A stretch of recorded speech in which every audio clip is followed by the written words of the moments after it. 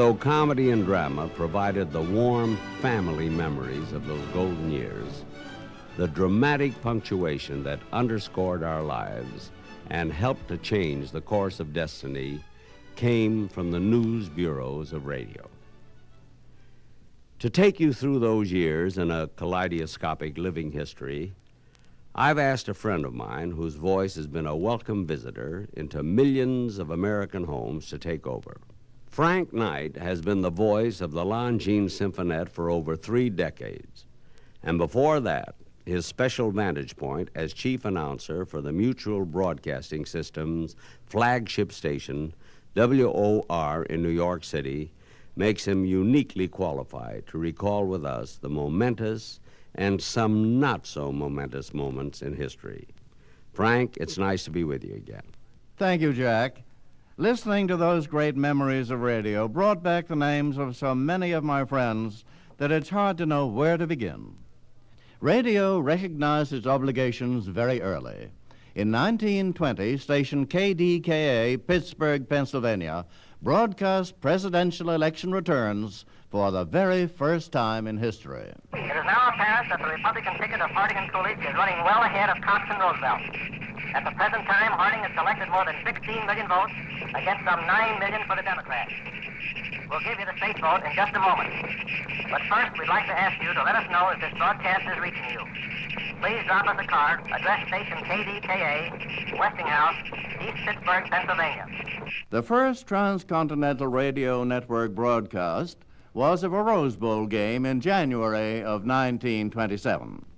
In the same year, Lindberg's triumphant return from France was broadcast coast to coast from Washington, D.C.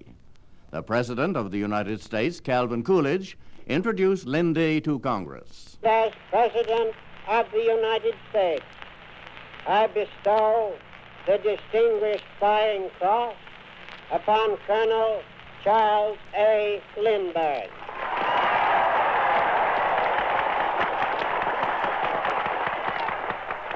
I arrived in the Bourget, Paris. At every gathering, at every meeting I attended, were the same words. You have seen the affection of the people of France for the people of America demonstrated to you. Take back with you this message from France and Europe to the United States of America. Thank you. About this time, the newspapers were beginning to recognize radio as competitor for the advertising dollar. Do you remember the joke making the rounds? What is the difference between newspapers and radio? Well, you can wrap a herring in a newspaper. Amos and Andy were using topical subjects then, and this was their comment on a certain election. Who is the men that is running against each other this year election time? Explain that to me. Herbert Hoover, Vesuvius Al Smith. Herbert Hoover, Vesuvius Al Smith, huh? Yeah. Another thing I want to ask you. I don't know if I was going to be a Democrat or a Republican, you know it? How did your old man vote? Oh, my papa, you mean? Yeah, that's it. Oh, papa used to always vote for the Democrats. Well, then if I was in your place, I would vote for the Republicans. How come? 'Cause I ain't never knowed your old man to do nothing right in his life. And when the stock market broke in 1929, another of your favorite comedians, Eddie Cantor, took the opportunity to laugh at his own losses. If the market takes another slump, I know thousands and thousands of married men who will have to leave their sweethearts and go back to their wives. Nowadays, when a man walks into a hotel and requests a room on the 19th floor, the clerk asks him, for sleeping or jumping? As the time for a new presidential election drew near, there were many very fundamental issues. The stock market crash and the resulting depression. The question of prohibition and the evils it had brought on the scene.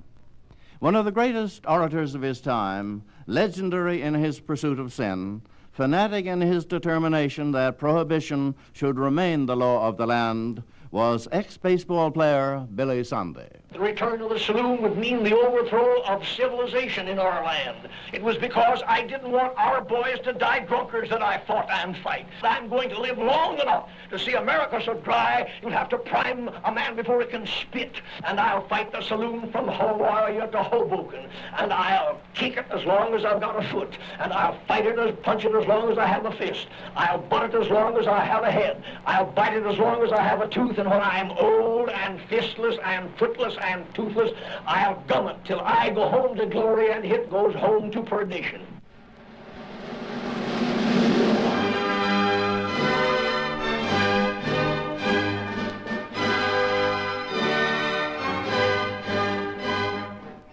The first United States president to take full advantage of the growing power of radio was Franklin D. Roosevelt. Starting with his own first inaugural address, FDR took to radio no less than 20 times in the first 9 months of office. I, Franklin Delano Roosevelt, do solemnly swear that I will faithfully execute the office of President of the United States and will, to the best of my ability, preserve, protect, and defend the Constitution of the United States, so help me God. This is a day of national consecration,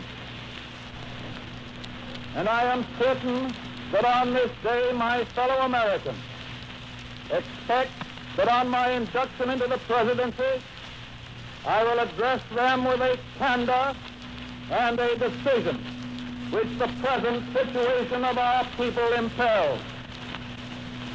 This is preeminently the time to speak the truth, the whole truth, frankly and boldly. Taxes have risen. Our ability to pay has fallen.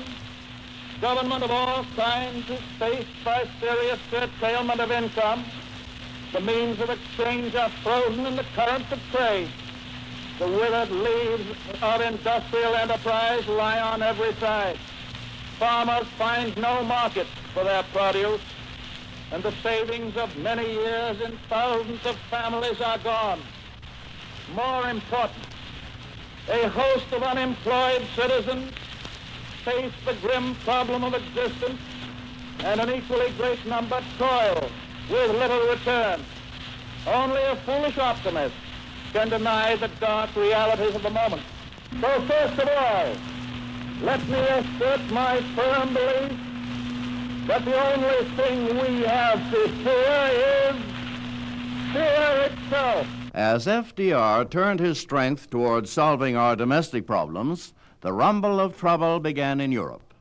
New voices from afar became familiar to listeners in the United States as radio began to shrink the world.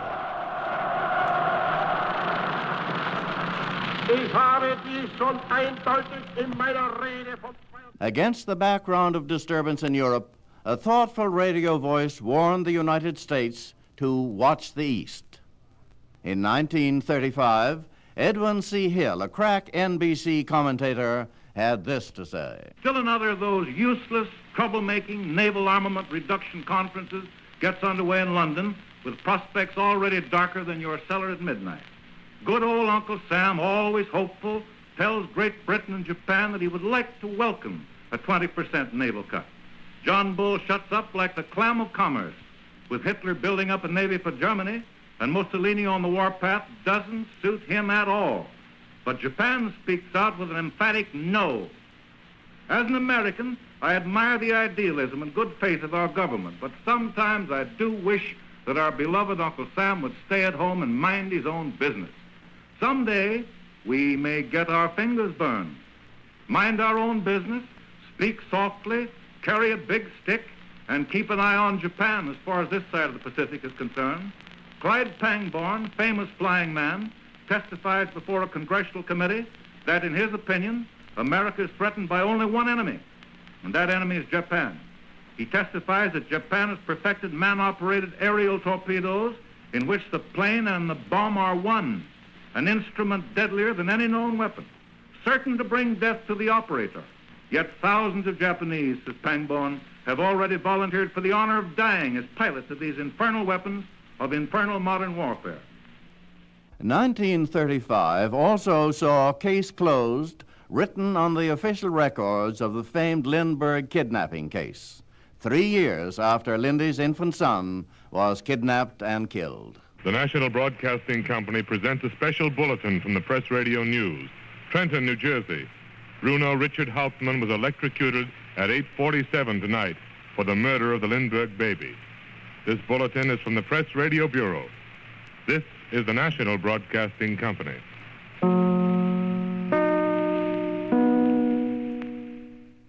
Nothing to fear but fear itself became the classic rallying cry of that recovery era. Radio carried that message of hope to homes throughout the nation. It has become a classic. Radio broadcasts of lasting impact became more frequent during the turbulent 30s as the world underwent change after change. One classic broadcast with an impact of intensely personal nature occurred when the dream of the dirigible crashed with the Hindenburg in Lakehurst, New Jersey. The description by Herb Morrison and his engineer Jimmy Nelson belongs in this collection because never again has a disaster been broadcast right from the spot, from the first second when fate took a hand in what was to have been a routine news broadcast. We both flew down from Chicago yesterday afternoon aboard one of the giant new 21-passenger flagships of American Airlines. It took us only 3 hours, 55 minutes to fly nonstop from Chicago to New York. When we landed at Newark, we found another flagship of American Airlines waiting to take us to Lakehurst with our equipment when we were ready to go.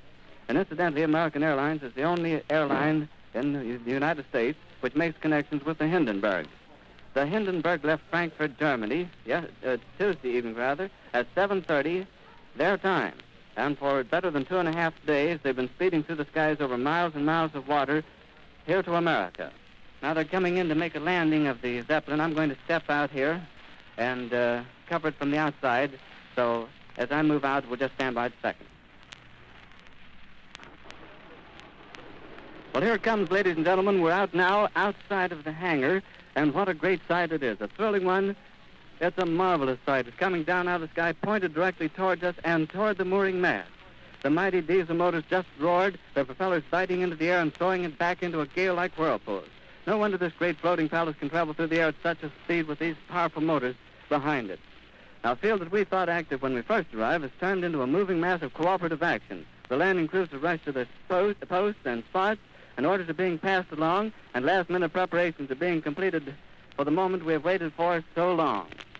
The ship is riding majestically toward us like some great feather, riding as though it was mighty proud of the place it's playing in the world's aviation.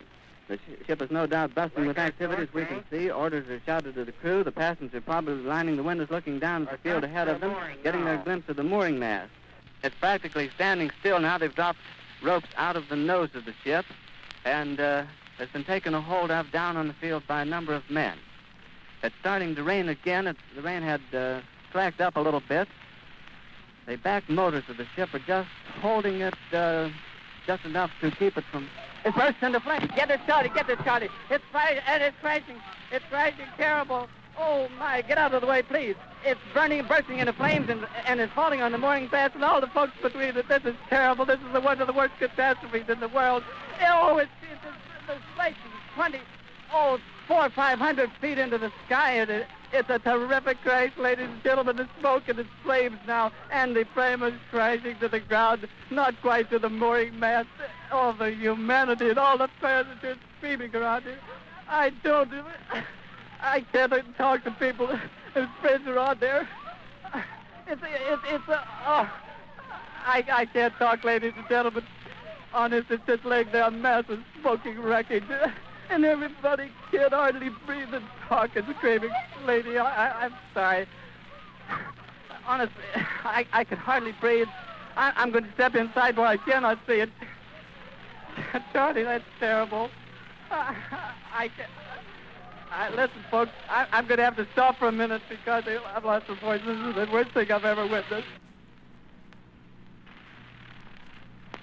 Well, ladies and gentlemen, I'm back again.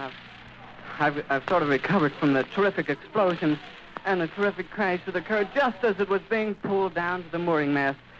The terrible amount of hydrogen gas in it just because the tail surface broke into flame first. Then there was a terrific explosion, and that followed by the burning of the nose and the crashing nose into the ground, and everybody tearing back at breakneck speed to get out from underneath it because it was over the people at the time it burst into flames. Now, whether it fell on the people who were witnessing it, we do not know. But as it exploded, they rushed back, and now it's smoking a terrific black smoke floating up into the sky.